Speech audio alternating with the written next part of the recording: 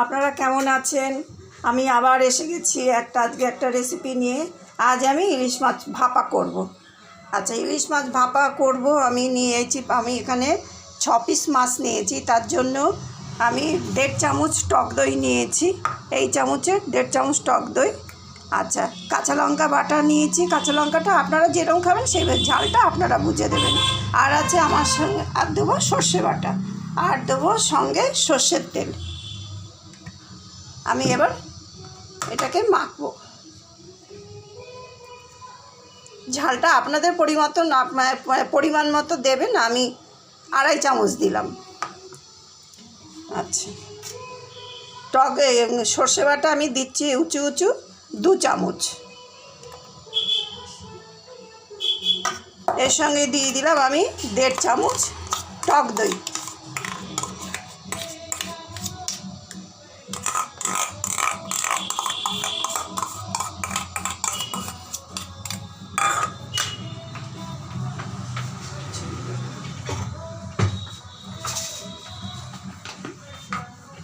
আর যেহেতু আমি টক দই দিচ্ছি, টক দইটা ব্যালেন্স ঠিক রাখার জন্য আমি 1 চামচ মতো চিনি দিচ্ছি। এই ছোট্ট 1 চামচের চিনি। এবার আমি দেব সর্ষের তেল। এটাও আপনারা বুঝে তেলটা দেবেন। যে যেরকম খায়, সবাই তো একরকম খায় না।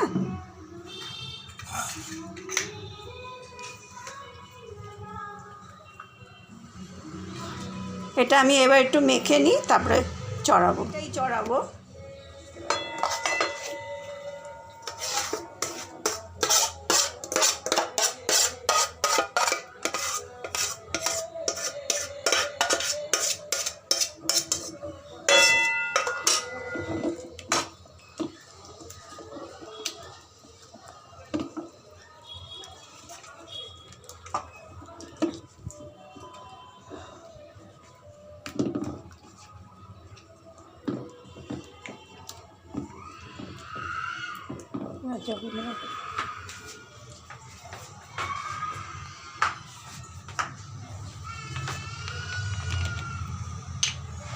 সামান্য একটু জল দিলাম, খুব সামান্য একটু জল।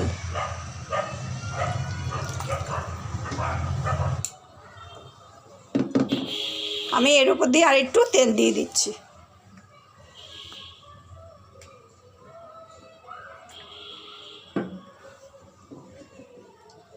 আমার এতে এবার সব দেয়া হয়ে গেল।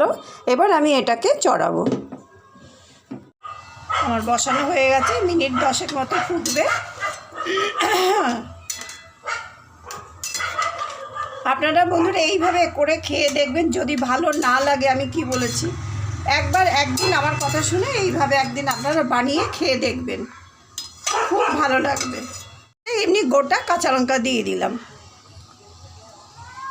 এবার আমি 5 মিনিট মতো ফোটাবো। আচ্ছা, আমার এটা এবার হয়ে গেছে বন্ধুরা। এবার আমি এটা নামাবো। নামানোর আগে আমি একটু সর্ষের তেল দিয়ে দিচ্ছি, একটু কাঁচা সর্ষের তেল।